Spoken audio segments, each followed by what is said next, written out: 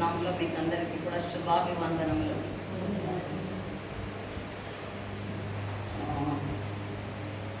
ఇంతవరకు కూడా మనం ప్రకటన గ్రంథాన్ని రెవల్యూషన్ ఫస్ట్ చాప్టర్ నుండి 11వ అధ్యాయం వరకు కూడా కంప్లీట్ చేశాం. ఇది బైబిల్ స్టడీ లాగా, ఇది ప్రసంగము అని నేను అనుకోను, బైబిల్ స్టడీనే అని చెప్పగలుగుతాను. లాస్ట్ మనం నేర్చుకున్నటువంటి అంశం 11వ అధ్యాయంలో ఎవరైనా జ్ఞాపకం చేసుకుంటారా? ఏం నేర్చుకున్నాము 11వ అధ్యాయంలో? ప్రకటన 11 దేవుని యొక్క ఆలయం గురించి, మరి ఇద్దరు సాక్షుల గురించి నేర్చుకున్నాం. ఇప్పుడు జ్ఞాపకం వచ్చింది అనుకుంటా అందరు. ఓకే, సరే, ఒక నిమిషం తలలు వంచుకొని ప్రార్థన చేసుకొని దేవుని వాక్యానికి. Thank you Jesus, thank you Lord, hallelujah, we praise you Lord Jesus my father. మహోన్నతురాలు పరిశుద్ధ మా ప్రేమైన ప్రభువా, మరి ఒకసారి తండ్రి మీ యొక్క పాద సన్నిధిలో మేమందరం కూడా చేరి ఒక కుటుంబంగా ప్రభువా మిమ్మల్ని ఆరాధించడానికి ఇచ్చినటువంటి యొక్క కృపను బట్టి మీకు స్తోత్రాలు, వందనాలు చెల్లిస్తున్నాం. మరి ఒకసారి తండ్రి ఈ యొక్క వాక్యాన్ని ధ్యానించటకై ప్రకటన గ్రంథాన్ని మాకు ఇచ్చినటువంటి కృపను బట్టి మీకు స్తోత్రాలు, వందనాలు చెల్లిస్తున్నాం. యేసయ్య ఈ యొక్క సమయంలో ప్రభువా మరి తండ్రి మొదటి అధ్యాయం నుండి వినినటువంటి వారు కలరు, మరి మధ్యలో ఈరోజే వచ్చినటువంటి వారు కూడా కలరు. మరి ఏది ఏమైనప్పటికీ ప్రభు ప్రకటన గ్రంథాన్ని వారు అర్థం చేసుకోగలిగేలాగా మా అందరికీ కూడా తండ్రి మీ యొక్క పరిశుద్ధాత్మ శక్తిని దయచేసి, పరిశుద్ధాత్మ శక్తి ద్వారా తండ్రి మీ యొక్క మర్మాలను మేము తెలుసుకోగలిగేలాగా మాకు సహాయపడవాలని మేము వేడుకొంచుంటున్నాం. అవును ప్రభు, మాకు తెలుసును మేము ఉన్నటువంటి ఈ యొక్క లోకము శాశ్వతము కాదని, మాకు పరలోకమే శాశ్వతము. కాబట్టి పరలోకానికి చేరుకొనటానికి ఈ లోకంలో మేము ఏ పనులను చేయవలనో అది మాకు నేర్పించండి. యేసయ్య ఈ యొక్క ప్రకటన గ్రంథంలో ఉన్నటువంటి అనేక మర్మాలను, అనేక సత్యాలను ప్రభువా మేము తెలుసుకొనగలిగేలాగా మాకు సహాయపడండి. సత్యము మిమ్మలను స్వతంత్రులుగా చేయని మీ యొక్క వాక్యం సెలవిస్తున్నది. కాబట్టి తండ్రి ఆ సత్యవాక్యాలను ప్రభువా మేము నేర్చుకొనగలిగేలాగా, మరియు తండ్రి దాని ద్వారా మా జీవితాలు ధన్యంగా మారగలిగేలాగా మీరే సహాయపడవాలని వేడుకొంచున్నాం. ఈరోజు ధ్యానం అంతటిలో కూడా ప్రభువా మీ పరిశుద్ధాత్మను మా మీద కుమ్మరించి తండ్రి మీరే మాట్లాడమని, మీ యొక్క శిలో మాటను నన్ను దాచవలనని మిమ్మల్ని వేడుకొంచుకుంటున్నాం. ప్రభువా చేరినటువంటి ప్రతి ఒక్కరు కూడా తండ్రి యేసయ్య మీ యొక్క వాక్యాలను ద్వారా తండ్రి ఆశీర్వదింపబడగలిగేలాగా మీరే సహాయపడవలనని మీకే సమస్తమైనటువంటి ఘనత, మహిమ, స్తుతి, స్తోత్రాలు చెల్లించుకొచ్చు ఈ యొక్క ప్రార్థన మా ప్రభువును రక్షకుడు అయినటువంటి యేసుక్రీస్తు నామములో అడిగి పొందింటున్నాం తండ్రి, ఆమేన్. ఈ రోజున ప్రకటన గ్రంథం రెవల్యూషన్ 12th చాప్టర్ గురించి మనం నేర్చుకోబోతున్నాము. ఈ యొక్క ఇద్దరు సాక్షులను గురించి మనము నేర్చుకున్నటువంటి విషయం ఏమంటే, ఇశ్రాయేల్ ప్రజలు యేసయ్యని మెస్సయ్యగా వాళ్ళు అంగీకరించలేదు. అయితే అన్యులమైనటువంటి మనము, దేవునిని నమ్ముకున్నటువంటి యేసయ్యని నమ్ముకున్నటువంటి మనము ర్యాప్చర్ ద్వారా పరలోకానికి ఎత్తబడినటువంటి వారంగా ఉంటున్నాం. అయితే ఈ 12వ అధ్యాయంకి వచ్చేసరికి సంఘం ఇక్కడ ఉండదు. దేవునిని నమ్ముకున్నటువంటి వారు, యేసయ్యని నమ్ముకున్నటువంటి వారు ఈ భూమి మీద ఉండరు. అయితే ఎవరైతే యేసయ్యను తమ స్వంత రక్షకుడిగా అంగీకరించుకున్నారో అటువంటి వారు ఈ భూలోకం మీద ఉంటారు. అంత మాత్రం కాకుండా ఇశ్రాయేల్ ప్రజలు కూడా ఈ భూలోకం మీదనే ఉంటారు. 11వ అధ్యాయంలో మనము నేర్చుకున్నటువంటి విషయాలు ఏమంటే, ఎవరైతే యాంటీ క్రైస్ట్గా క్రీస్తు విరోధిగా ఈ లోకానికి ఎవరైతే వస్తారో ఆ యాంటీ క్రైస్ట్ని క్రైస్ట్ అని చెప్పి ఇశ్రాయేలు జనులు నమ్ముతారు. అతడు వాళ్ళని నమ్మించి ఒక మందిరాన్ని, టెంపుల్ని కట్టడానికి ఇశ్రాయేలీలో ప్రజలకు అక్కడ అనుమతిస్తారు. వాళ్ళు ఆ యొక్క ఆలయాన్ని కట్టుకుంటారు. ఈ 3.5 సంవత్సరాలు ఎప్పుడైతే చర్చ్ ర్యాప్చర్ అయిపోతుందో, ర్యాప్చర్ అయిన తర్వాత విడవబడినటువంటి వారు 3.5 సంవత్సరాలు కూడా ఈ యొక్క యాంటీ క్రైస్ట్ తన యొక్క ఎస్టాబ్లిష్మెంట్ని చేసుకోవడం ఈ లోకంలో జరుగుతుంది. ఆ సమయంలోనే ఇశ్రాయేలీలతో సంధి చేసుకొని ఇశ్రాయేలీలకి ఆలయాన్ని కట్టించి, ఆలయం కట్టిన తర్వాత వాళ్ళ మీద అధికారాన్ని చలాయించడానికి ప్రారంభిస్తారు. అదే సమయంలో దేవుడు వీళ్ళకి 2 సాక్షులను పంపిస్తారు. 2 సాక్షులు కూడా వీళ్ళకి ఏమని చెప్తారంటే, మీరు నమ్ముకున్నటువంటి యాంటీ క్రైస్ట్ నిజమైనటువంటి క్రైస్ట్ కాడు, ఆయన మెస్సయ్య ఎప్పుడో వచ్చి వెళ్ళిపోయాడు, అయితే మీరు నమ్ముకొనలేదు అని చెప్పి వాళ్ళని హెచ్చరిస్తారు. కాబట్టి దేవుడు వాళ్ళకి 2 సాక్షులకు ఎలాంటి శక్తిని ఇస్తాడంటే, యాంటీ క్రైస్ట్ వీళ్ళు మాటలను విన్నప్పుడు వాడికి అగ్గి లేస్తుంది. అప్పుడు వాళ్ళని చంపేయాలని ప్రయత్నిస్తాడు, కానీ వాళ్ళని చంపలేడు.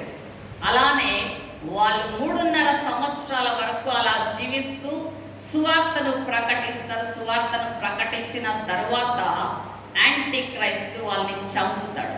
చంపి ఇశ్రాయేలీయుల సంత వీధులలో 3.5 రోజులు వాళ్ళు చచ్చిపోయి శవాలతో అలానే పడి ఉంటారు. అయితే చచ్చిపోయారు కదా అని ఈ లోకం అంతా కూడా సంతోషిస్తుంది. ఎందుకంటే వాళ్ళకి విరుద్ధంగా ఏ పనులు కూడా చేయడానికి వదలలేదే, వీళ్ళు మాకు ఆటంకంగా ఉన్నారు ఈ లోకంలో అన్నటువంటి ఉద్దేశంతో వారిని గురించి సంతోషిస్తారు. అయితే వాళ్ళిద్దరిని కూడా పరలోకం నుండి ఒక స్వరం వినపడుతుంది, మీరు పైకి ఎక్కి రండి అన్నప్పుడు వాళ్ళు తిరిగి ప్రాణాలని తెచ్చుకొని ప్రాణం వచ్చి వాళ్ళు మళ్ళా పరలోకానికి ఎక్కి వెళ్ళినట్లుగా మనం చూస్తాం. సో ఇది జరిగిన తర్వాత 12వ అధ్యాయంలో ఏమి జరిగిందో ఇక్కడ మనం చూద్దాం. 12వ అధ్యాయం 1వ వచనం నేను చదువుతాను. అప్పుడు పరలోకమందు ఒక గొప్ప సూచన కనబడెను. అదేదనగా సూర్యుని ధరించుకుని ఒక స్త్రీ, ఆమె పాదముల క్రింద చంద్రుడును, శిరస్సు మీద 12 నక్షత్రముల కిరీటమును ఉండెను. ఆమె గర్భిణి అయి ప్రసవ వేదన పడచ్చు, ఆ నొప్పులకు కేకలు వేయుచుండెను. సో ఇక్కడ మనం చూసినప్పుడు ఇది ప్రసవ వేదన పడచ్చు, కేకలు వేయుచుండెను అంటేనే ఇమ్మీడియట్గా మనము మరియమ్మ ఏమో అని చెప్పి మన ఆలోచనలో వస్తుంది. ఈ ప్రకటన గ్రంథాన్ని తీసుకొని సాతానుడు చాలా బాగా ఉపయోగించుకుంటున్నాడు. సో ఈ యొక్క 12వ అధ్యాయం 1వ వచనం చూసినప్పుడు క్యాథలిక్స్, సో వాళ్ళు దేవునికి విరుద్ధమే చెప్పాలంటే సత్యమైనటువంటి మార్గంలో లేనటువంటి వారు వాక్యానికి విరుద్ధంగా ఉన్నటువంటి వారు, యాంటీ క్రైస్ట్ కూడా వాళ్ళ నుంచి వచ్చేటటువంటి ఒక సూచన. అయితే వాళ్ళు మీరు ఎక్కడైనా చూసింటారు, క్యాథలిక్ వాళ్ళ దాంట్లో చర్చ్లో ఈ యొక్క పటాన్ని వేసుకోవడం మీరు చూసింటారు. ఏమి అంటే ఒక స్త్రీ ఉంటుంది, ఆ స్త్రీ తల వెనకల సూర్యుడు ఉన్నట్టుగా, కింద కాళ్ళ దగ్గర చంద్రుడు ఉన్నట్లుగా, మరి ఆమె కిరీటం 12 నక్షత్రాలు ఉన్నట్లుగా, పక్కన ఒక చిన్న అబ్బాయిని ఎత్తుకున్నట్టుగా ఒక పిక్చర్ని చూస్తాం. అయితే అది సత్యమైనటువంటి పిక్చర్ కాదు, అది మరియమ్మ అని చెప్పి నమ్మద్దండి. It is an wrong doctrine, దేవునికి విరుద్ధంగా ఉన్నటువంటిది. సో అది దాని యొక్క సత్యం కాదు. ఎందుకంటే అనేకులు మోసపోయేటటువంటి మార్గంలో నడిపించేటటువంటిది కాబట్టి నేను ఈ విషయాన్ని చెప్తుంటున్నాను. ఇక్కడ మనము వాక్యంలో చూసుకున్నట్లయితే యేసయ్య సంఘాన్ని స్త్రీకి పోల్చారు. సో మనకందరికీ కూడా తెలుసు, సంఘాన్ని స్త్రీగా పోల్చారు. ఈ స్త్రీ సిద్ధపడాలి, ఎందుకంటే దేవుని రాకలో సంఘం ఎత్తబడాలంటే ఈ స్త్రీ సిద్ధపడాలి. సో బ్రైడ్ అని చెప్పి వాక్యం సెలవిస్తారు. అలానే ఇశ్రాయేలు ప్రజలకి కూడా స్త్రీ అనే దేవుడు చెప్పాడు. సో సంఘానికి మాత్రమే కాదు, సంఘంతో పాటు ఇశ్రాయేలు ప్రజల్ని కూడా స్త్రీతోనే పోల్చారు. ఇక్కడ ఈ వాక్యము ఇశ్రాయేలీయుల ప్రజలకి అన్వయించినటువంటి వాక్యం ఇది. అప్పుడు పరలోకమందు ఒక గొప్ప సూచన కనబడెను. అదేదనగా సూర్యుని ధరించుకునే నా యొక్క స్త్రీ, ఆమె పాదముల క్రింద చంద్రుడును, శిరస్సు మీద 12 నక్షత్రముల కిరీటమును ఉండెను అని. సో దీన్ని మనము ఆదికాండము 37వ అధ్యాయానికి మనము తిరగవేసినట్లయితే బైబిల్ని, అక్కడ మనము యేసేపు అంటే యాకోబు యొక్క కుమారుడు యోసేపు. ఈ యేసేపు కలలు కంటాడు. ఆ అబ్బాయి చిన్నగా ఉన్నప్పుడు యేసేపు 2 కలలని కంటాడు. మొదటి కళ పనలంటే అది పొలంలో పండినటువంటి పంట, ఆ పంటలో వచ్చినటువంటిది పనల్ని కోసి దాన్ని కట్టుతారు. సో ఆ పనల్లో మొదటి పన నిలబడినప్పుడు వేరే 12 పనలు అది వంగినట్టుగా కనపడినట్లుగా చూస్తాము. అది తనకు వచ్చిన కళని వాళ్ళ అన్నలకి చెప్పకుండా దాచుడు. సో యేసేపు చెప్పేస్తాడు. చెప్పినప్పుడు అన్నలకి చాలా కోపం వస్తుంది. వాళ్ళ అన్నలకి కోపం వచ్చి, ఏమి నువ్వే మాకు అధికారిగా, నువ్వు తమ్ముడు అయ్యండి, మేమందరం నమస్కారం చేస్తామా? నీ కళ ప్రకారము నీకు నమస్కారం చేయాలి, అయితే అలాంటిది కుదరదు అని చెప్పి అన్నట్టుగా మాట్లాడి కోపగించుకుంటారు. అయితే మళ్ళీ ఇంకోసారి 2వ కళ వస్తుంది. ఆ 2వ కళలో మళ్ళా యేసేపుకి ఏమని వస్తుందంటే, ఇక్కడ మనము చదవగలుగుతాం. ఇక్కడ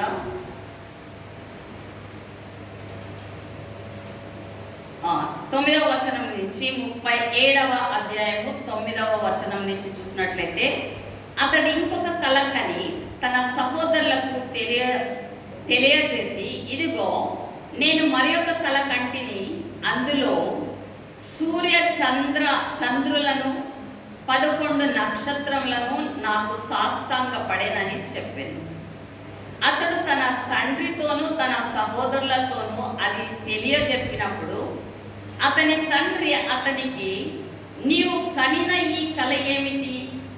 నేను నీ తల్లియు నీ సహోదరులను నిశ్చయముగా వచ్చి నీకు సాష్టాంగపడదుమా అని అతనిని గద్దించెను అని వ్రాయబడింది.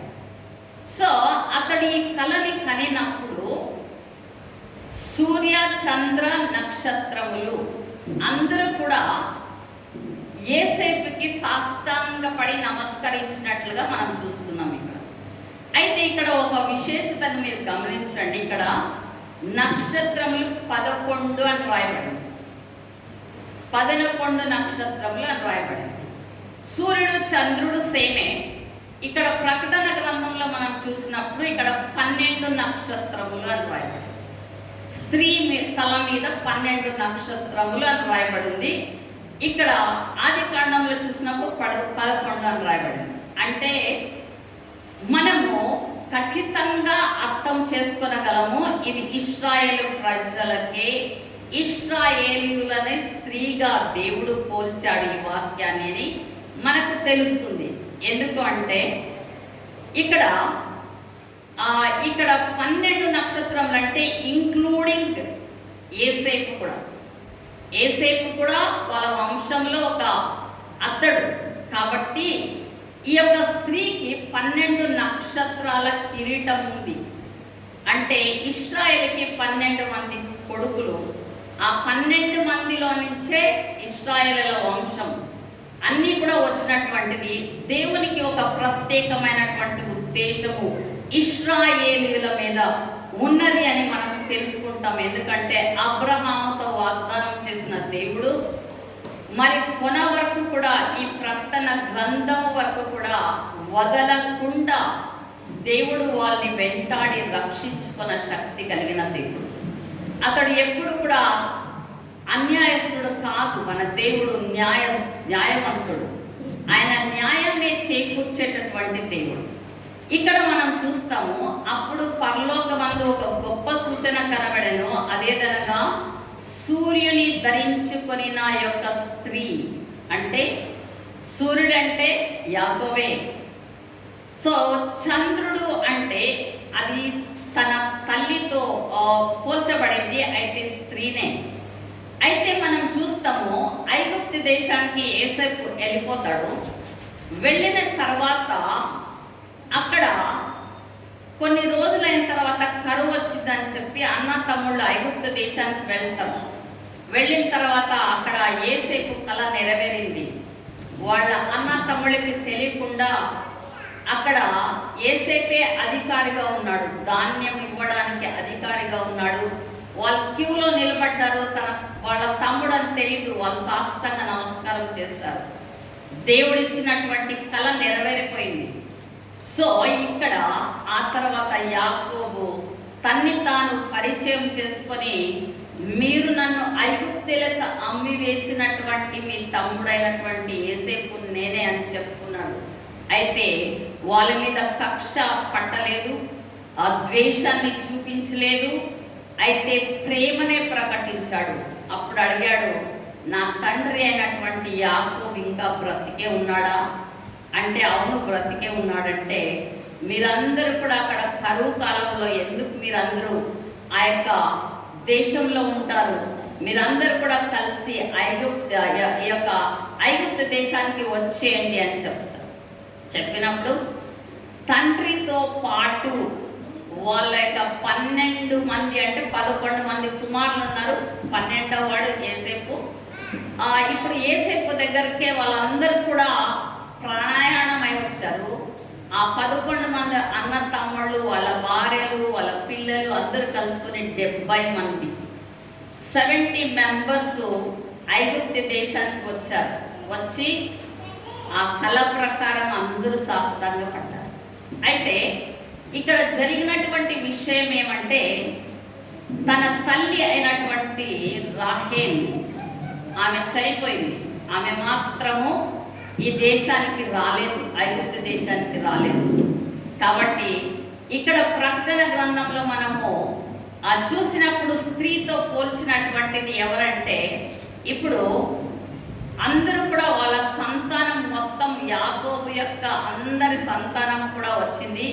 వాళ్ళందరూ కూడా ఈ యొక్క స్త్రీకి పోల్చబడ్డారు. ఇశ్రాయేలు జనులు స్త్రీలతో పోల్చబడ్డారు. సో ఈ స్త్రీకి ఏమి జరిగింది ఈ యొక్క ప్రకటన గ్రంథం 12వ అధ్యాయంలో అనేది మనము గమనిస్తాము. ఆ తర్వాత 2వ వచనంలో, ఆమె గర్భిణి అయి ప్రసవ వేదన పడుచు ఆ నొప్పులకు కేకలు వేయుచుండెను. సో ఇది మాత్రము అంతటా పరలోకమందు ఇంకొక సూచన కనబడింది. ఇప్పుడు ఆ స్త్రీ ప్రసవ వేదనతో కేకలు వేచింది. ఆమెకి నొప్పులు ఎక్కువైపోయాయి, ఆమె కేకలు వేస్తుంది. అంతలోపల ఇది భూలోకంలో జరిగినటువంటిది, భక్తుడైనటువంటి యోహాను చూసినటువంటిది, దేవుడు ప్రకటించినటువంటి ప్రకటన. అంతలోపల ఏం జరిగింది, ఇప్పుడు పరలోకంలో జరిగేటటువంటిది చూశాడు ఆయన. అంతటా పరలోకం అందు ఇంకొక సూచన కనబడెను. ఇదిగో ఎర్రని మహాఘట సర్పము, దానికి 7 తలలను 10 కొమ్ములను ఉండెను. దాని తల మీద 7 కిరీటములు ఉండెను. సో ఇప్పుడు పరలోకములో ఒక సూచన కనబడింది. ఆ సూచన ఏమిటి అంటే, ఒక ఎర్రని ఘట సర్పము. సో ఎర్రని దాంతో పోల్చారు. ఎందుకు ఘట సర్పాన్ని సర్పము అంటాము, ఘట సర్పము. సో సర్పం అంటే అందరికీ తెలుసు పాము అని. ఘట సర్పం అంటే చాలా అంటే భయంకరమైనటువంటి ఒక సర్పము అని మనకు తెలుస్తుంది. ఈ యొక్క ఘట సర్పము ఎర్రగా ఉంది, ఎర్రటి కలర్లో ఉంది. అంటే దానికి అర్థం ఏమిటంటే అది అందరినీ చంపటానికి సిద్ధంగా ఉన్నది, అంటే ప్రాణాలని తీయటానికి సిద్ధంగా ఉన్నటువంటి ఘట సర్పము. ఆ సర్పానికి అంతటా పరలోకమందు ఇంకొక సూచన కనబడేను. ఇదిగో ఎర్రని మహాఘట సర్పము, దానికి 7 తలలు. సో ఆ సర్పానికి ఎన్ని తలలు ఉన్నాయంట? 7 తలలు, 10 కొమ్ములు ఉండేది. దాని తలల మీద 7 కిరీటములు ఉండేది.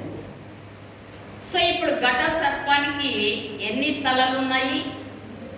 7 తలలు ఉన్నాయి, 7 కిరీటాలు ఉన్నాయి, అయితే 10 కొమ్ములు ఉన్నాయి.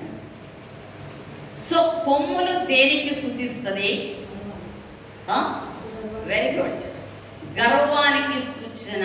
అంటే ఆ యొక్క ఘట సర్పానికి గర్వం. నా అంతట పవర్, నాకున్నంత పవర్ ఎవరికి లేదు, నాకున్నంత శక్తి ఎవరికి లేదు, నాకున్నటువంటి శక్తికి మించినటువంటి ఏది లేదని గర్వించేటటువంటిది. ఆ తర్వాత 7 తలలు అని రాయబడి ఉంది. 7 తలలు మళ్ళీ 7 కిరీటాలు ఉన్నాయి. ఈ 7 కిరీటాలు అయిన తర్వాత ఏం రాయబడిందో నెక్స్ట్ చూద్దాము.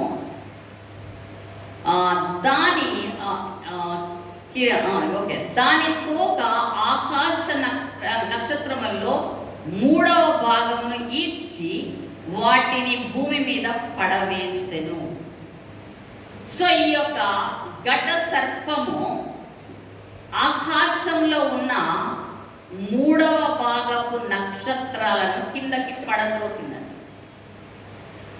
సో ఆకాశంలో ఉన్నటువంటి 3వ భాగపు నక్షత్రములు అంటే మీకు అర్థం ఏమైంది? నక్షత్రాలు అంటే నిజంగా నక్షత్రాలు అనుకున్నారా? నిజమైనటువంటి నక్షత్రాలు అనేసి అనుకున్నారా మీరు? ఏమనిపిస్తుంది మీకు? ఏమనిపిస్తుంది? యెషయా గ్రంథం తీయండి, 14వ అధ్యాయము 12వ వచనం. యెషయా గ్రంథము 14వ అధ్యాయము 12వ వచనం. ఎవరైనా తీసుంటే చదవండి. తేజో నక్షత్రమా, ఎక్కువ చుక్క, నీవెట్లు ఆకాశము నుండి పడితివి, జనులను పడగొట్టిన నీవు నేలమట్టము వరకు ఎట్లు నరకబడితివి. చాలు. సో ఇక్కడ మనము ఈ యొక్క యెషయా గ్రంథంలో ముందుకు మీరు చదువుకొని వెళ్ళతగిన మీకు తెలుస్తుంది. ఇది తేజో నక్షత్రమా, వేకువ చుక్క అని 2 పేర్లు సాతానికి ఇవ్వబడింది. సో సాతాను పేరు తేజో నక్షత్రం. అంటే నక్షత్రాలు కిందకి రాలి పడ్డాయి అంటే ఈ యొక్క నక్షత్రాలు ఏవి కాదు కానీ సాతాను దానితో పాటు తన యొక్క పార్టీలో చేరినటువంటి సమూహము ఈ యొక్క భూలోకం మీద పడింది అని దాని యొక్క అర్థం. ఇక్కడ మనము పరలోకంలో నుండి దేవునికి విరుద్ధంగా పనిచేసినప్పుడు లూసిఫర్ అయినటువంటి సాతానే ఈ సాతాను. వానికి ఎన్ని పేర్లు అంటే సాతాను అని పిలుస్తాము, మరి ఘట సర్పము అని పిలుస్తాము, మరి దాంట్లో మళ్ళీ నక్షత్రాలు అని కూడా.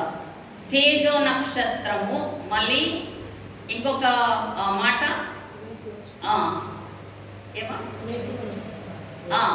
వేకువ చుక్క. సో వేకువ చుక్క అంటే ఉదయాన్నే పుట్టేటటువంటి నక్షత్రానికి వేకువ చుక్క అనేసి అంటాం. సో ఈ వేకువ చుక్క అంటే అది ప్రకాశించేలాగే కనపడుతుంది. సాతాను చాలాసార్లు మనుషుల్ని తన ఈ యొక్క అట్రాక్షన్తో మోసగిస్తుంది. ఏది అయితే మనుషునికి చేదుకరమో నాశనకరమో అయితే అది వెలుగు చుక్క వలె, నక్షత్రం వలె వెలుగును చూపించి ఆ తర్వాత మనుష్యుని నాశనానికి నడిపిస్తుంది. కాబట్టి వానికి నక్షత్రము అని కూడా పేరు. సో ఇక్కడ మనము చూసినప్పుడు దాని తల మీద 7 కిరీటములు ఉండేను, దాని తోక ఆకాశ నక్షత్రంలో 3వ భాగమును ఈడ్చి వాటిని భూమి మీద పడవేశాడు. సో దేవుడు ఈ యొక్క ఏంజల్స్ని, దేవదూతల్ని సృష్టించుకున్నారు. దేవదూతలు ఎంతమందో ఉన్నారు పరలోకంలో. అయితే ఈ యొక్క లూసిఫర్ కూడా దేవుని దగ్గర ఉన్నటువంటి దూతనే. ఈ యొక్క సాతాను ఎవరు కాదు కానీ దేవుని దగ్గర ఉన్నటువంటి దూతనే. దేవునికి విరుద్ధంగా పని చేసినప్పుడు వాడు అక్కడ నుండి ఇక్కడికి పడద్రోయబడ్డాడు. వాడు వస్తూ పడుతూ వాడి పార్టీలో ఇంకా వేరే దూతల్ని కూడా యాడ్ చేసుకున్నాడు. యాడ్ చేసుకున్నప్పుడు తన తోకతో వాళ్ళని కూడా ఇలా ఈడ్చుకొని వచ్చి కిందకి పడేశాడు భూమి మీద.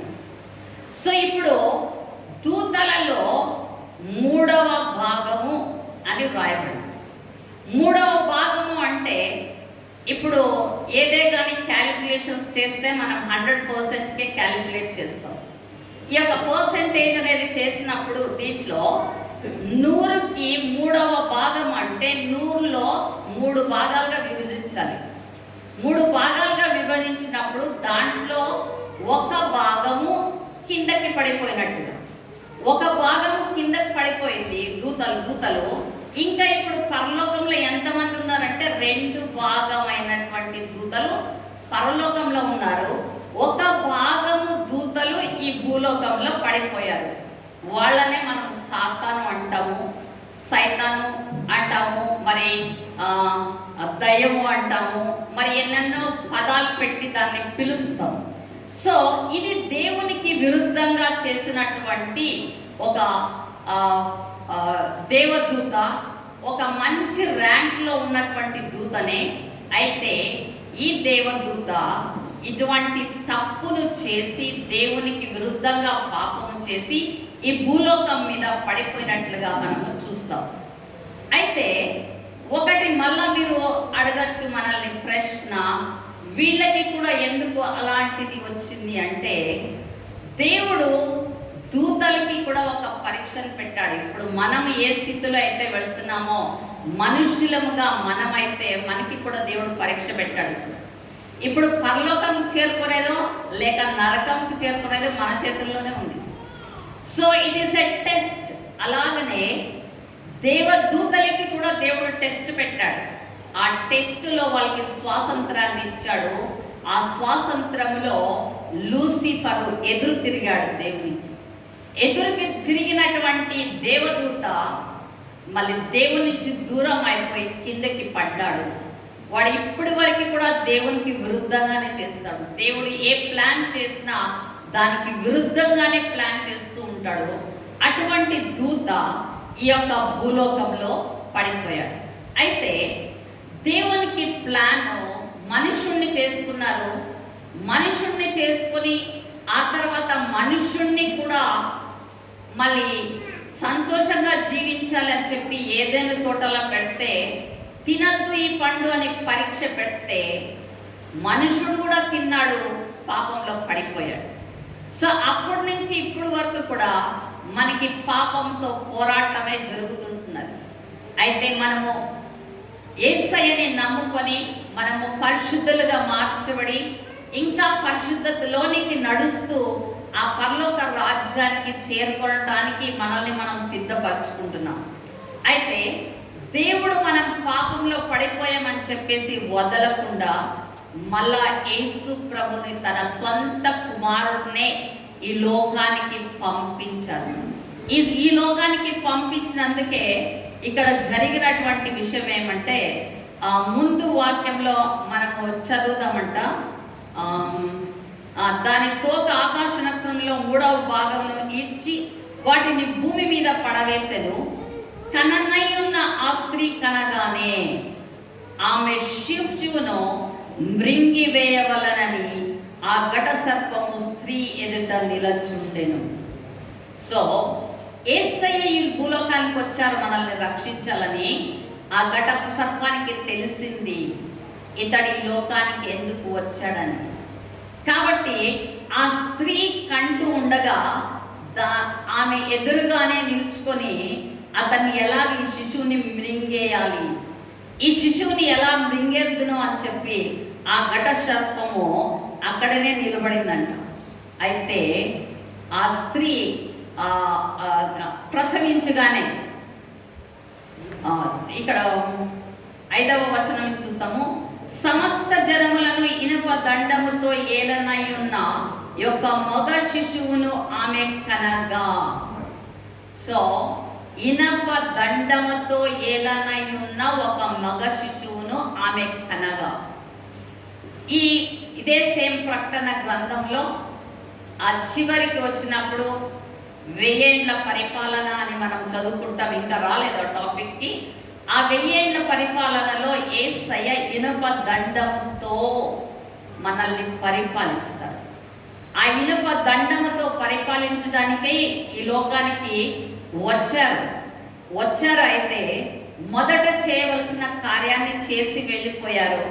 మరి రెండవసారి తిరిగి వచ్చినప్పుడు ఇనప దండముతో ఏలడానికే ఈ భూలోకానికి ఆయన వస్తారు. సమస్త జనములను ఇనుప దండముతో ఏలనై ఉన్న యొక్క మగ శిశువును ఆమె కనగా, ఆమె శిశువు దేవుని యొద్దకును ఆయన సింహాసనం వద్దకును కొనిపోబడెను. ఈ ఘట సర్పము ఆ శిశువుని మింగేయాలనుకునింది. మనం ఒకసారి బైబిల్ని వెనక తిరిగి చూసినట్లయితే యేసయ్య పుట్టినప్పుడు జ్ఞానులు వచ్చి యేసయ్యను దర్శించినప్పుడు హేరోదు మహారాజుకి తెలిసింది యేసయ్య యూదులకు రాజుగా పుట్టాడు అని తెలుసుకున్నాడు. అప్పుడు నాకన్నా వేరే వ్యక్తి ఎవరు ఈ లోకంలో పుట్టారని అతనికి ఒకటే సమస్య అయిపోయింది. ఈ యొక్క హేరోదు రాజు తన యొక్క హిస్టరీని మనం చూసినట్లయితే అతడు ఎంత కఠినాత్ముడు అంటే తన సొంత కొడుకులని కూడా అతడు ప్రేమించలేకున్నటువంటి శక్తి కలిగిన వాడు. అతనికి ఎలాంటి పవర్ అంటే ఈ యొక్క అధికారపు మోహము కలిగి ఉన్నాడంటే ప్రతి ఒక్క రాజు తను అనుకుంటాడు తాను చచ్చిపోయిన తర్వాత తన కుమారుడు రాజు కావాలి అని కోరుకుంటారు. అయితే హేరోదు రాజులో అలాంటి గుణం ఉండలేదంట. హేరోదు రాజు తన కొడుకులు ఎదిగి వస్తుండగా అక్కడే తన కొడుకులను చంపించేశాడంట. ఎందుకంటే నేనెక్కడ నన్ను రాజుగా నుంచి దింపేసి వాళ్ళు రాజుగా మారిపోతారు కదా, నాయకున్న పవర్ వెళ్ళిపోతుందని. సాతానుకున్న క్వాలిటీస్ ఇవే. అదే గుణమే హేరోదు రాజుకి కూడా కలిగి ఉంది. అప్పుడు జ్ఞానులు తిరిగి రాలేదు. వాళ్ళకి దూతలు కలలో కనపడి మీరు వేరొక మార్గాన్ని వెళ్ళిపోండి అంటే వెళ్ళిపోయారు. వెళ్ళిపోతే చాలా రోజులు వేచి ఉన్నాడు హేరోదు రాజు. అయితే వాళ్ళు తిరిగి రాకున్నందుకు ఒక ప్రకటన చేస్తాడు.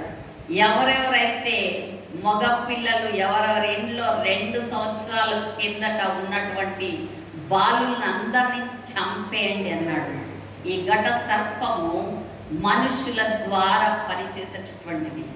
యాంటీ క్రైస్ట్ అనేవాడు కూడా రేపు మనిషి ద్వారానే పని చేస్తాడు. కానీ వాడేమి సాతాడు ఘట సర్పం వచ్చి లాగనే ఎదురుగా నిలబడిపోదు. అయితే మనుషుల మూలకంగానే వాడు పని చేయడానికి మొదలు పెడతాడు.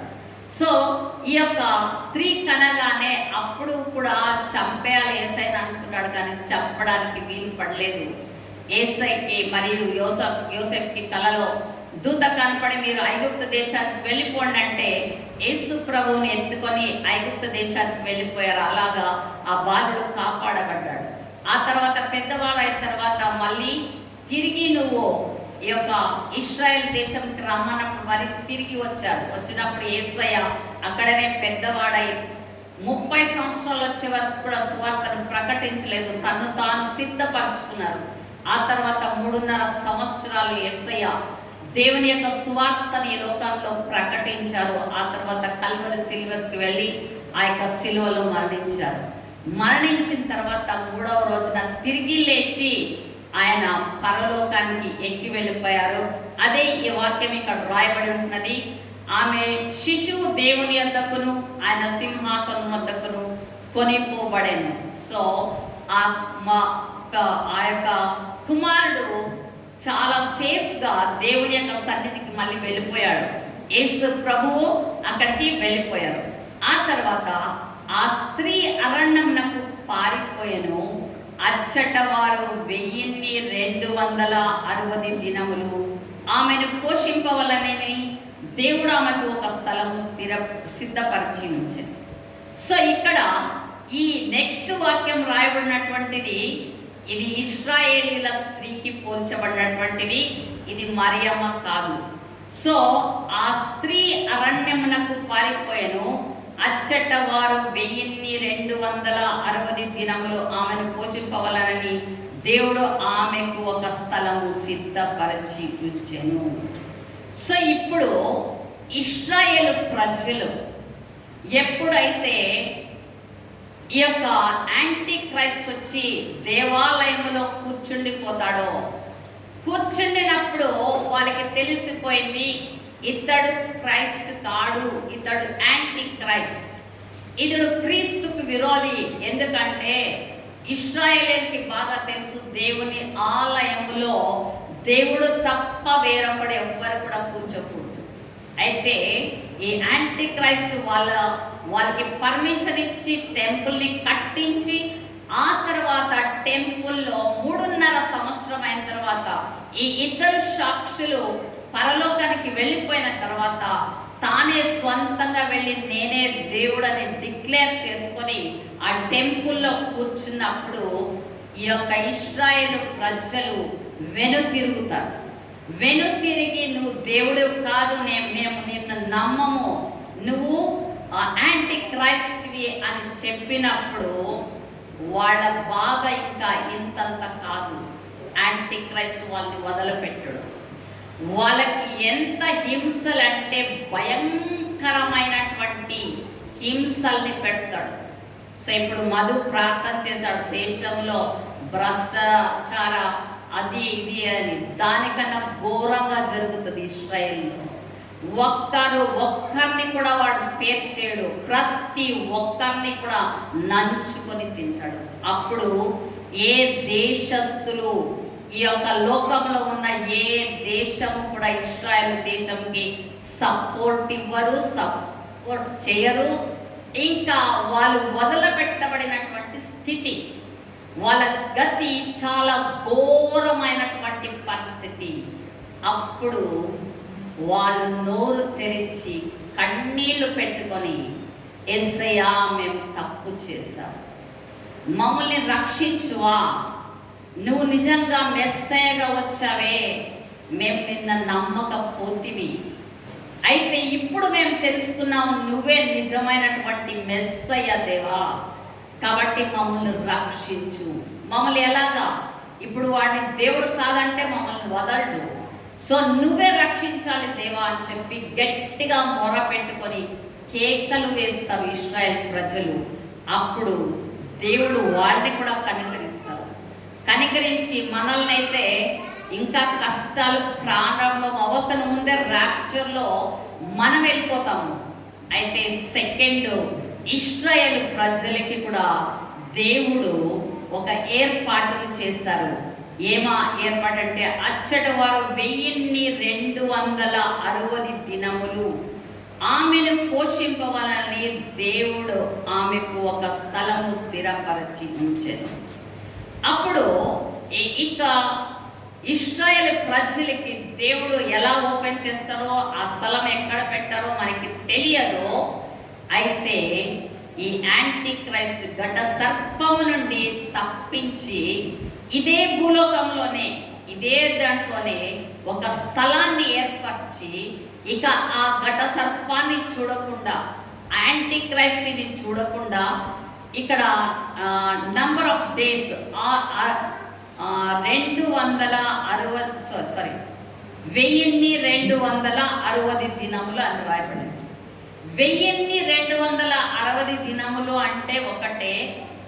ఇక్కడ బైబిల్లో ప్రకటన గ్రంథంలో కాలము, కాలములు అర్ధకాలము అని రాయబడింది. కాలము అంటే 1 సంవత్సరము, కాలములు అంటే 2 సంవత్సరములు, అర్ధకాలము అంటే అర్ధ సంవత్సరం. Total 3.5 years. ఈ 11వ గ్రంథం 11వ అధ్యాయానికి మనం వచ్చినప్పుడు అర్ధము పీరియడ్ ఆఫ్ 7 yearsలో అర్ధం పీరియడ్ జరిగిపోయినట్లే. అది నేను ముందు వారంలో వస్తే నేను అక్కడ పిక్చర్ వేసి చూపిస్తాను దాని గురించి. సో గత కాలము గడిచినటువంటి 3.5 సంవత్సరములో యాంటీ క్రైస్ట్ తన ఎస్టాబ్లిష్మెంట్ని చేసుకునే దాంట్లోనే ఉంటాడు. 3.5 years అయిపోయిన తర్వాత ఫుల్ పవర్ ఈ లోకం మీద వాడికి కంప్లీట్ పవర్ వస్తుంది. అప్పుడు మనుషుల్ని నంచుకోవడానికి, అల్లాడించడానికి ప్రారంభిస్తాడు. ఆ సమయంలోనే ఇశ్రాయేలు ప్రజలు, నీ దేవుడు ఈ 3.5 సంవత్సరమైన ఇంకా 3.5 సంవత్సరాలు ఈ భూలోకం మీద ఉండాలి, అయితే ఆ 3.5 సంవత్సరము ఇశ్రాయేల్ ప్రజలకి ఒక స్థలాన్ని ఏర్పరిచాడు దేవుడు. ఆ స్థలంలో వాళ్ళని దాపెడతారు. ఆ స్థలానికి సాతాను వెళ్ళడు, సాతాను వాళ్ళని ట్రబుల్ చేయడు. సో అలాంటి ఒక ప్రావిజన్ని దేవుడు వాళ్ళకి ఏర్పాటు చేసినట్లుగా మనము చూస్తున్నాం. సో 7వ వచనానికి మనము వెళ్దాము. అంతట పరలోకమందు యుద్ధము జరిగెను. మిఖాయేలు అతని దూతలను ఆ ఘట సర్పముతో యుద్ధము చేయవలనని ఉండగా ఆ ఘట సర్పమును దాని దూతలను యుద్ధము చేసిరి, కానీ గెలవలేకపోయింది. గనుక పరలోకమందు వారికి స్థలము లేకపోయెను. కాగా సర్వలోకమును మోసపుచ్చుచు అపవాది అనియు సాతాను అనియు పేరు గల ఆది సర్పమై ఆ మహాఘట సర్పము పడద్రోయబడెను.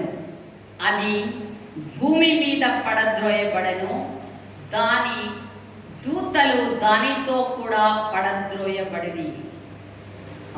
ఇక్కడ ఈ యొక్క మనుషుల్ని హింసిస్తున్నప్పుడు ఈ యొక్క సాతాను మళ్ళా దేవునితో యుద్ధం చేయాలని మళ్ళా ఆకాశానికి ఎగురుతుంది. సో మనం చాలాసార్లు అనుకుంటాము ఆ సాతానికి ఆకాశంలో వెళ్ళడానికి దానికి ప్రవేశం లేదేమో అని. ఎఫెసీయులకు రాసినటువంటి పత్రిక 6వ అధ్యాయము 12వ వచనంలో మనం చూసినట్లయితే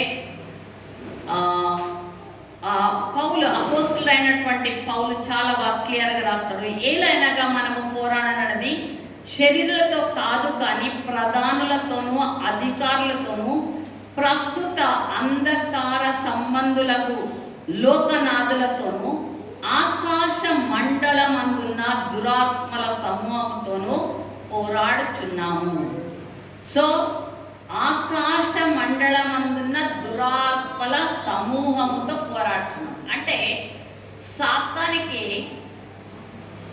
ఇక్కడ నుంచి అక్కడికి ఎగురుకుంటూ ఆకాశానికి ఎగురుకుంటూ వెళ్ళేటటువంటిది ఉంది, యాక్సెస్ ఉందన్నమాట. సో ఆ యాక్సెస్ ఉందని బైబిలే మనకి చెప్తుంటున్నది. కాబట్టి వాడు ఏం చేస్తాడంటే ఈ ప్రజలు ఎప్పుడైతే ఎదురు తిరుగుతారో వాడు యుద్ధం చేయడానికై వెళ్తాడు. అయితే ఒక్కసారి నేను ఈ లింక్లో దానియేలు గ్రంథం గురించి చెప్పినప్పుడు నేను చెప్పాను, దానియేలు తన ప్రజల కోసమై, ఇశ్రాయేలు కోసమై ప్రార్థన చేస్తూ ఉంటుండగా, ఆ ప్రార్థన చేస్తూ ఉంటుండగా తనకి సదుత్తరం దొరికింది.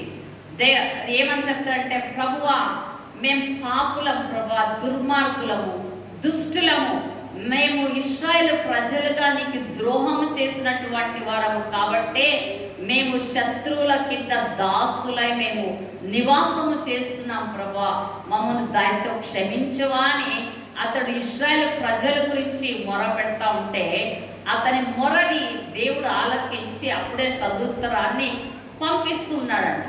సో దీన్ని మనము దానియేలు గ్రంథం 9వ అధ్యాయంలో మీరు ఇంటికి వెళ్ళినా చదువుకోండి. ఇది అప్పుడే నేను హ్యాండిల్ చేసినది కాబట్టి మళ్ళీ నేను టచ్ చేయను. సో ప్రార్థన చేసి నా సదుత్తరాన్ని గాబ్రియేల్ దూత తీసుకొస్తున్నాడంట. నీ ప్రార్థన ఆలకించినాను, నీ జనులను నేను రక్షిస్తానని దేవుడు చెప్పి సదుత్తరాన్ని పంపిస్తుంటే అందులో ప్లస్ సాతాను వెళ్ళి అడ్డగించాడంట. ఇక్కడ సదుద్రాన్ని తీసుకొని వస్తుండగా సాతానికి తెలిసిపోయింది ఈ ఇశ్రాయేలు ప్రజలకి దేవుడు రక్షిస్తాడని తెలుసుకొని వాడు పోయి అడ్డగించాడు. అడ్డగిస్తుంటే గాబ్రియేలు దూత ఆ సమాచారాన్ని దానియేలుకి తీసుకొని రావడానికి వీలు పడలేదు. వాడు వచ్చి అడ్డు నిలుచుకున్నాడు. నువ్వు ఎట్లా పోతావు, నువ్వు ఎట్లా జవాబిస్తావు చూస్తానని నిలబడుకున్నాడు. నిలబడితే అప్పుడు మళ్ళా గాబ్రియేలు దూతను రాకుండా చేస్తే మిఖాయేలు దూత వచ్చింది. మిఖాయేలు దూత ఎప్పుడు కూడా యుద్ధములో చాలా ప్రవీణుడైనటువంటి దూత మిఖాయేలు. శుభ సమాచారాలు తీసుకొని రావాలి, మంచి సువార్తను తీసుకొని రావాలంటే గాబ్రియేలు దూత. సో గాబ్రియేలు దూత గుడ్ న్యూస్ని తీసుకొని వస్తున్నారు. దానియేలు ప్రార్థనకి జవాబును తెస్తుంటే ఆ యొక్క సాతాను వెళ్ళి అడ్డగించి ఆకాశ మండలంలో నిలబడ్డాడు.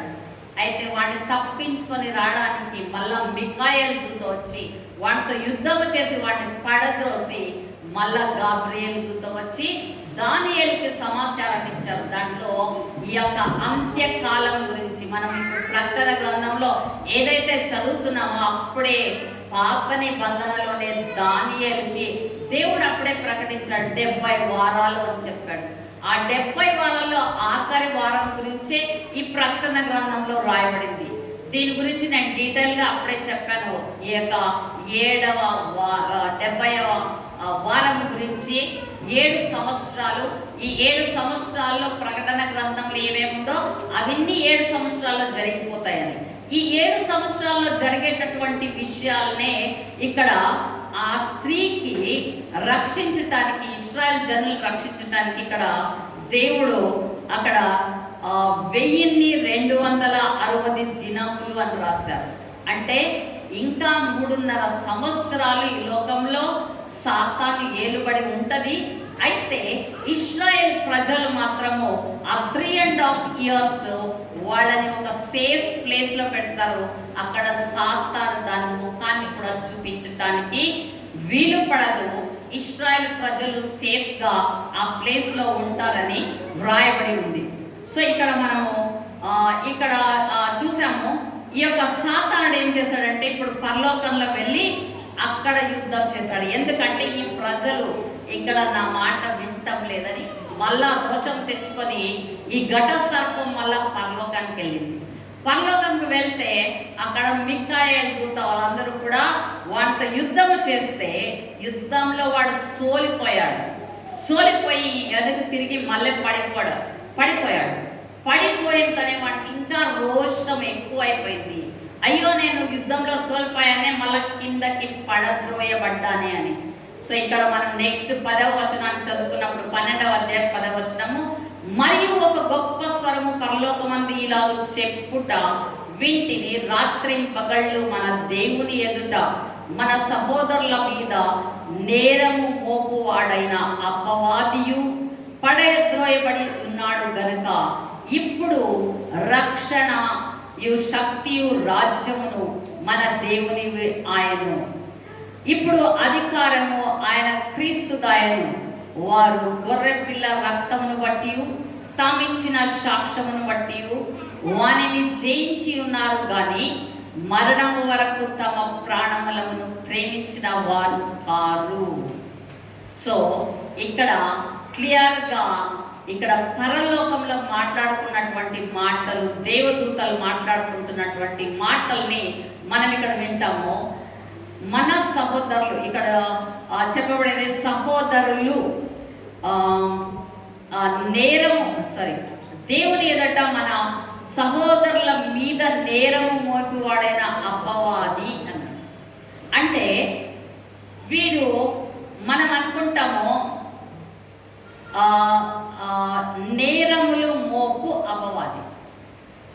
నేరము అంటే ఎప్పుడు ఒకరి గురించి ఏదో చెడుగా చెప్పడం. అంటే కంప్లైంట్స్, కొంతమందికి ఏం నేచర్ ఉంటుందంటే ఎప్పుడు కంప్లైంట్స్ చెప్పడమే. వాళ్ళ గురించి వీళ్ళ గురించి కంప్లైంట్స్ చెప్పుకుంటూ ఉండడం. ఈ సాతానికి ఏమంటే అలవాటు, సాతానికి ఎప్పుడు కంప్లైంట్స్ చెప్పడం. ఎవరి దగ్గరికి వెళ్ళి కంప్లైంట్ చెప్తుందంట? దేవుని దగ్గరికే వెళ్ళి మన మీద కంప్లైంట్స్ చెప్తారు. సో నువ్వు అనుకున్నావు కదా, ఆ ధీరా అనే ఆమె ఉంది, ఆమె ఇలాంటి పని చేసింది ఇట్లది. నువ్వేమంటావు దేవా ఇప్పుడు? ఆ తప్పు చేసింది కదా, ఇటువంటి తప్పు చేయలేదా అని మన మీద కంప్లైంట్స్ చెప్తుంది. దీనికి నిజమా కాదా? ఈ యొక్క కంప్లైంట్స్ అనేది సాతాను దేవుని ఎదుట తీసుకొని వెళ్ళాడా లేదా అని మనం ఒకసారి చూసుకున్నట్లయితే యోబు గ్రంథము మొదటి అధ్యాయాన్ని మనము త్రిప్పినట్లయితే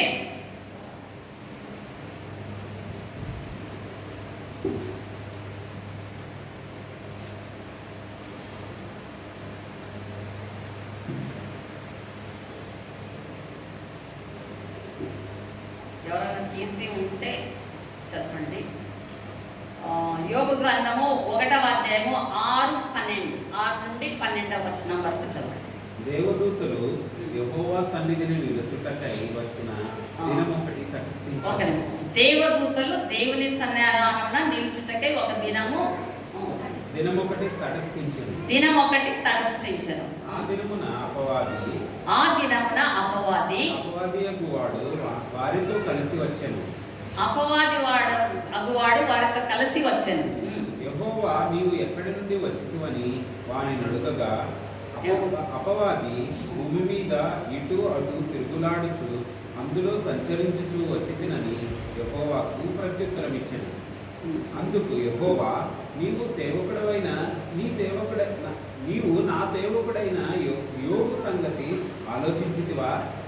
అతడు యథార్థవంతుడును న్యాయవంతుడునై దేవుని యందు భయభక్తులు కలిగి చెడుతనము విసర్జించిన వాడు భూమి మీద అంతటి వాడెవడునూ లేడు అని అడుగగా అపవాది యోబు ఉరకయే దేవుని యందు భయభక్తులు కలవాడాయనా? నీవు అతనికి అతని ఇంటి వారికి అతనికి కలిగిన సమస్తమునకును చుట్టూ కంచె వేసితివి కదా. నీవు అతని చేతి పనిని దీవించుచుండుట చేత అతని ఆస్తి దేశంలో బహుగా విస్తరించి ఉన్నది. ఆయనను నీవు ఇప్పుడు నీ చేయి చాపి అతనికి కలిగిన సమస్తమును మొత్తిన ఎడల అతడు నీ ముఖము ఎదుటనే దూషించి నిన్ను విడిచిపోవును అని యెహోవాతో అనగా, యెహోవా ఇదిగో అతనికి కలిగిన సమస్తమును నీ వశమునున్నది, అతనికి మాత్రము ఏ హానియు చేయకూడదని అపవాదికి సెలవీయగా వాడు యెహోవా సన్నిధి నుండి బయలుదేరాడు. సో దేవదూతలందరూ కలిసి దేవుని సముఖంలో మీటింగ్ పెడతా ఉంటే వాళ్ళతో కలిసి అపవాది కూడా వెళ్ళాడు. అపవాది వెళ్ళి అక్కడ నిల్చున్నాడు. సో ఏ కంప్లైంట్ తీసుకొని వచ్చారా అని చెప్పి దేవుడే అడిగారట. ఏమని అడిగారంటే, నా భక్తుడైనటువంటి యోబున్నాడు కదా, యోబుని చూసావా అంటే అప్పుడు ఏమని చెప్పాడంటే, నువ్వు ఆశీర్వదించావు కదా, నువ్వు అన్ని ఇచ్చావు కదా యోబుకి, అందుకే అతన్ని ఎందుకు భయభక్తులు కలిగి ఉన్నాడు. ఒకవేళ నువ్వు అతని ఆస్తిని అంతటి తీసేయి, గ్యారంటీ దేవుణ్ణి దూషించకుండా పోడు అని సవాల్ చేశాడు. అప్పుడు దేవుడు అన్నాడు, సరేలే నిజంగా నన్ను ప్రేమిస్తాడా లేదా యోబు నువ్వే చూస్తావు, నీకు అన్ని దాని మీద అధికారం ఇస్తాను, కానీ అతని ప్రాణం మీద మాత్రం నీకు అధికారం ఇవ్వమని పంపిస్తే అప్పుడు ప్రతి ఒక్క పరీక్షలో కూడా యోబు మళ్ళా తన్ని తాను రుజువుపరుచుకుంటాడు దేవుణ్ణి ప్రేమించేటటువంటి వ్యక్తి అని. కాబట్టి ఇక్కడ ప్రకటన గ్రంథంలో ఇది వ్రాయబడింది ఏమనంటే, ఒక గొప్ప స్వరము పరలోకమందు ఇలాగూ చెప్పుట వింటిని, రాత్రింపగలు మన దేవుని ఎదుట మన సహోదరుల మీద నేరం మోపువాడైన అపవాది క్రిందికి పడద్రోయబడి ఉన్నాడు గనుక ఇప్పుడు రక్షణయు శక్తియు రాజ్యమును మన దేవుని వాయను. అంటే ఈ యొక్క యుద్ధము జరిగిన తర్వాత ఇంకా అపవాదికి ఇంకా పరలోకానికి యాక్సెస్ ఉండదు. వన్స్ ఫర్ ఆల్ ఇంకా దొబ్బబడ్డాడు. కాబట్టి పరలోకంలో అంత ఆనందం కలిగింది. ఎప్పుడు వరకు నేరాలు మోపుతూ మీ సహోదరుల మీద నేరం మోపుతూ వచ్చినటువంటి అపవాది ఇంకా మీదట కంప్లైంట్స్ చెప్పడానికి లేదు అని వాళ్ళందరూ కూడా పరలోకంలో సంతోషిస్తుంటున్నారు. వారు గొర్రె పిల్ల రక్తమును బట్టి తామిచ్చిన సాక్ష్యమును బట్టి వానిని జయించి ఉన్నారు, కానీ మరణము వరకు తమ ప్రాణములను ప్రేమించిన వారు కాదు. సో ఈ లోకంలో కొంతమంది హతసాక్షులుగా చనిపోయేటటువంటి వారు ఉంటారు.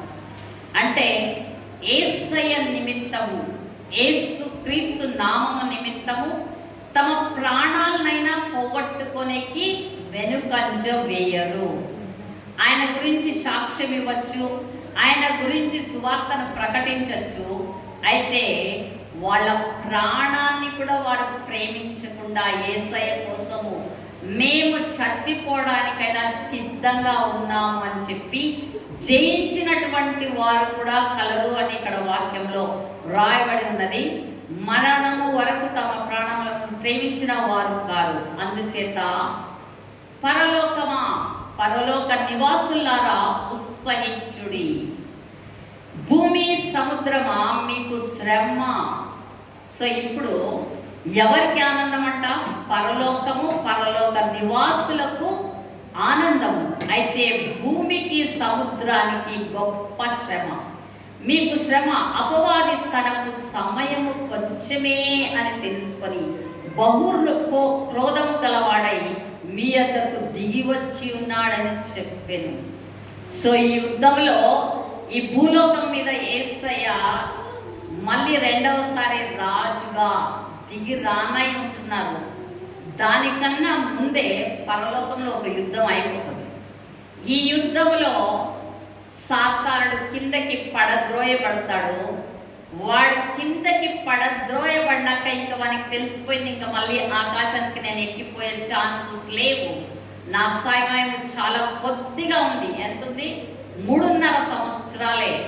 ఈ 3.5 సంవత్సరాల్లో నేను ఏం చెయ్యాలి అని కోపము తెచ్చుకొని ఇంకా ప్రజల మీద పైనకి పడతాడు. ఆ ఘట సర్పము తాను భూమి మీద పడద్రోయబడి ఉండటం చూచి ఆ మగ శిశువును కనిన స్త్రీని హింసించెను. సో ఈ మగ శిశువును కనిన స్త్రీని హింసించనంటే ఆల్రెడీ నేను ముందుగా చెప్పాను, ఇశ్రాయేలు ప్రజల్లోనే యేసయ్య పుట్టి వచ్చినటువంటిది. ఆ మగ శిశువును కనిన స్త్రీ అంటే ఇశ్రాయేలు జనులు. ఆ ఇశ్రాయేలు జనులను హింసించడానికి మొదలు పెడుతుంది. అందువలన ఆమె అరణ్యములో ఉన్న తన చోటికి ఎగురునట్లు గొప్ప పక్షిరాజు రెక్కలు 2 ఆమెకు ఇయ్యబడెను. అచ్చట ఆ సర్పముఖము చూడకుండా ఆమె ఒక కాలములు అర్ధకాలము పోషింపబడేది. సో 3.5 సంవత్సరాలు ఈ యొక్క ఇశ్రాయేలు జనులు ఆ యొక్క అరణ్యములో పోషించబడతారు, రక్షించబడతారు. కావున ఆ స్త్రీ ప్రవాహమునకు కొట్టుకొని పోవలనని ఆ సర్పము తన నోటి నుండి నీళ్లు నది ప్రవాహముగా ఆమె వెనుక వెళ్ళగక్కెను. కానీ భూమి ఆ స్త్రీకి సహకారి అయి తన నోరు తెరిచి ఆ ఘట సర్పము తన నోట నుండి గ్రక్కిన ప్రవాహమును మృంగివేసెను. అందుచేత ఆ ఘట సర్పము ఆగ్రహము తెచ్చుకొని దేవుని ఆజ్ఞలు గైకొనుచు యేసును గూర్చి సాక్ష్యమిచ్చుచు ఉన్నవారైన ఆమె సంతానములో శేషించిన వారితో యుద్ధము చేయటకై బయలువెడలి సముద్ర తీరమున నిలచెను. సో దీన్ని చదివినప్పుడు చాలా క్లియర్గా మనకి అర్థమవుతుంది. ఈ యొక్క సాతాను ఇశ్రాయేలు ప్రజల్ని ఇక ఏం చేయాలో తెలియక వాళ్ళని నశింపచేయాలని ఎన్నో ఇబ్బందులు పెట్టి ఎన్నో భయంకరమైన హింసలు పెట్టుండగా వాళ్ళు దేవునికి మొర పెట్టుకుంటారు. వాళ్ళకి 2 పక్షిరాజు రెక్కల వలె రెక్కలించి దేవుడు వారిని ఎగిరిపోయి అరణ్యములో నివసించటానికి దేవుడు ఏర్పాటు చేసుకున్నారు. అయితే ఈ ఘట సర్పం వాళ్ళు నశించిపోవాలని చెప్పి తన నోటి నుండి నీళ్లను గ్రక్కింది అని వ్రాయబడింది. అది నీటి ప్రవాహంలో వాళ్ళు మునిగిపోవాలా, కొట్టుకోవాలంటే దేవుడు భూమికి మాటనిచ్చి ఆ భూమి నోటిని తెరచి ఆ నీళ్ళనంతా కూడా భూమి మింగేసినట్లుగా మనం చూస్తున్నాం. ఆ మింగేసిన తర్వాత వీళ్ళు తప్పించుకొని దాని బారి నుండి, సాతాను బారి నుండి తప్పించుకొని వారు అరణ్యంలోనికి వెళ్ళి చేరిపోయారు. అయితే దీని కోపం ఆగలేదు. ఇప్పుడు మిగిలిపోయినటువంటి వారు ఎవరు, దాని చేతులకు దొరికినటువంటి వారు ఎవరంటే కొంతమంది. ఇప్పుడు రాప్చర్ అయిన తర్వాత సంఘం అయిపోతుంది. కొంతమంది దేవుడి వాక్యాన్ని వినింటారు. అయితే యేసయ్యని స్వంత రక్షకుడిగా అంగీకరించిండ్రు.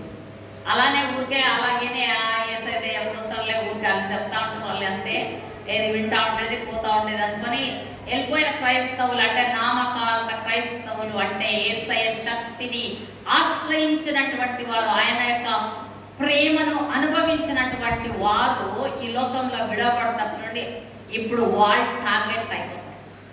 సాతానికి ఇంకో దొరికే వాళ్ళే. అయితే ఆ విడవబడినటువంటి వారు అప్పుడు బుద్ధి వస్తుంది, వాళ్ళకి బుద్ధి తెచ్చుకుంటారు. కొంతమంది అయ్యో అప్పుడు మేము కూడా యేసయ్యని నమ్ముకుంటే ఇంచేపటికి కష్టాలు లేకుండా వెళ్ళిపోయిండే వాళ్ళమే అని అనుకుంటారు. అయితే కూడా పర్లేదులే, ఇంకా ఈ కష్టమైనా ఇప్పుడైనా పరలోకం చేరుకుందామని యేసయ్య గురించి సాక్ష్యాన్ని చెప్తూ యేసయ్య గురించి జీవిస్తూ ఉంటారు. అలాంటి వారికి సాతాను టార్గెట్లో పెట్టుకొని ఇప్పుడు వాళ్ళే మెయిన్ గా మారిపోతారు. వాళ్ళని సాతాను చాలా హింసిస్తాడు. సో శేషించిన వారితో యుద్ధము చేయుటకై బయలువెడలి సముద్ర తీరమున నిలిచాను. ఇక్కడ చర్చ్లో విడవబడినటువంటి వారు ఒకటే కాదు, కానీ ఇశ్రాయేల్ ప్రజల్లో కూడా శేషించినటువంటి వారు అందరూ, ఇశ్రాయేల్ ప్రజలు అందరూ కూడా రక్షింపబడరు. అక్కడ మనకు ముందు భాగంలో ముందు అధ్యాయాలు చదువుకున్నాము, 144,000 మంది రక్షింపబడ్డారు ఇశ్రాయేలీయులు. వాళ్ళకి మాత్రమే ఆ సురక్షితము. ఇప్పుడు మనకి ఎలాగైతే ర్యాప్చర్లో సుఖంగా వెళ్ళిపోయే అనుభవం కలుగుతుందో, అలాగే ఇశ్రాయేల్ ప్రజలకు కూడా ఈ యొక్క 144,000 మందికి కూడా సురక్షితమైనటువంటి ఆశ్రయ స్థానానికి వెళ్ళిపోతారు. ఈ 3.5 సంవత్సరం వాళ్ళు కాపాడబడతారు ఈ భూలోకంలోనే. అయితే మిగిలినటువంటి వారు సాతానికి టార్గెట్గా మారుతారు. వాళ్ళని బహు శిక్షకు, బహుహింసలకు పెడుతుంది. అది 13వ అధ్యాయం నుంచి. ఇక్కడ నుంచి 3.5 సంవత్సరాలు భయంకరమైనటువంటి పరిస్థితి. దాన్ని మనము ముందు రాబోయేటటువంటి చాప్టర్స్లో మనం చదువుకుంటాము, దాన్ని తెలుసుకుంటాము. సో దీంతో ఈ రోజున 12వ అధ్యాయాన్ని మనం కంప్లీట్ చేస్తున్నాం బైబిల్ స్టడీలో. దేవుడు వినినటువంటి వాక్యాన్ని మన అందరి జీవితాలకి ఆశీర్వాదాన్ని తీసుకొని రావాలని, మనమందరూ కూడా బుద్ధి తెచ్చుకొని యేసు ప్రభువును మన స్వంత రక్షకుడిగా అంగీకరించుకొని ప్రతినిత్యము, ప్రతిరోజు, ప్రతి క్షణము ఆయన కోసమై జీవిస్తూ ఆ యొక్క ర్యాప్చర్లో ఎత్తబడి పరలోక రాజ్యంలో చేరి ఎప్పుడు సుఖంగా ఉండటానికి మన జీవితాల్ని మనము స్థిరపరచుకున్నాం. ఒక నిమిషం మనల్ని మనం పరీక్షించుకొని కళ్ళు మూసుకొని ప్రార్థన చేసుకుందాం. మహోన్నతుడాతి పరిశుద్ధ మా ప్రేమ ప్రభువా, తండ్రి, మీ యొక్క వాక్యంలో నుండి మాకు సత్యాలను ప్రకటించినందుకే మీకు స్తోత్రాలు, వందనాలు చెల్లిస్తున్నాను యేసయ్యా. అయితే మేము బుద్ధి కలిగినటువంటి కన్యకల వలె ఎప్పుడు మీ యొక్క వాక్యాన్ని మేము చదువుకొని ప్రభువా, మీరు చెప్పిన మార్గంలో మేము నడుస్తూ మీకు దగ్గరగా జీవిస్తూ మీరు ఇచ్చేటటువంటి ప్రతి ఒక్క వాగ్దానాన్ని మేము స్వతంత్రించుకొనచ్చు. ఈ లోకంలో కూడా ప్రభువా, మీరు మాతో ఉంటే మాకు సమస్తము కూడా కలదు ప్రభువా. మీరు మాతో ఉంటే మా జీవితాలకు ఆశీర్వాదకరము. ఆ ఆశీర్వాదకరమైనటువంటి జీవితాల్లో మేము ముందుకు కొనసాగగలిగేలాగా, సమయం వస్తే మా ప్రాణాలను కూడా లెక్క చేయకుండా ప్రభువా, మీకోసమై మా ప్రాణాలను పెట్టడానికి కూడా మేము సిద్ధపడై ఉండగలిగేలాగా మా హృదయాలను మీరు ప్రేరేపించవాలని వేడుకొంచుతున్నాం. యేసయ్యా, మీరు కల్వరిలో సిలువలో చూపించినటువంటి ఆ త్యాగాన్ని మేము కూడా నేర్చుకొనగలిగేలాగా, మేము కూడా పాటించగలిగేలాగా, వాక్యము వినటం మాత్రమే కాదు కానీ దాని ప్రకారముగా నడుచుకొనవలనని మీ యొక్క వాక్యము సెలవిస్తున్నది. కాబట్టి ప్రభా, ప్రతి ఒక్క వాక్యాన్ని వినినటువంటి ప్రతి ఒక్క వాక్యాలు ప్రభువా మా హృదయంలో అది పని చేయగలిగేలాగున నూరంతల ఫలితాన్ని తీసుకొని రాగలిగేలాగున మీరే సహాయపడవాలని వేడుకొచ్చుకుంటున్నాం. వినేటటువంటి మా అందరినీ కూడా మీ చేతులకు అప్పగిస్తున్నాం ప్రభువా. ప్రతి ఒక్కరితో కూడా తండ్రి ప్రతి నిత్యము ప్రతి క్షణము మీరు మాతో మాట్లాడుతూ మీ పరిశుద్ధాత్మ శక్తి చేత మమ్మల్ని ఉత్తేజన పరుస్తూ ప్రభువా మాకున్నటువంటి ప్రతి ఒక్క కష్టాలను నష్టాలను ప్రతి ఒక్కటి మీరు తొలగించే శక్తి కలిగిన దేవుడు. అవును ప్రభువా, ఇశ్రాయేలు ప్రజల్ని కూడా మీరు వదలకుండా మళ్ళీ కనికరముతో వారిని కాపాడిన దేవుడు మమ్మల్ని కూడా కాపాడ శక్తి కలిగిన దేవుడై ఉన్నందుకే మీకు స్తోత్రాలు ప్రభువా. మీ యొక్క కృప లేనిదే మేము ఈ లోకంలో బ్రతకలేము తండ్రి, ఒక క్షణమైనా కూడా బ్రతకలేము. కాబట్టి ప్రభువా మీ యొక్క ప్రేమ మాకు కావాలి, మరియు తండ్రి మీ యొక్క జ్ఞానము మాకు కావాలి. మీ యొక్క మార్గాల్లో నడవటానికి ప్రభువా మీ కృప మాకు కావాలి.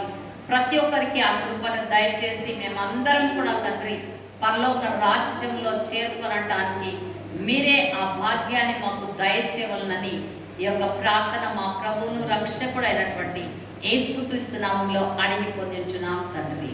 ఆమేన్.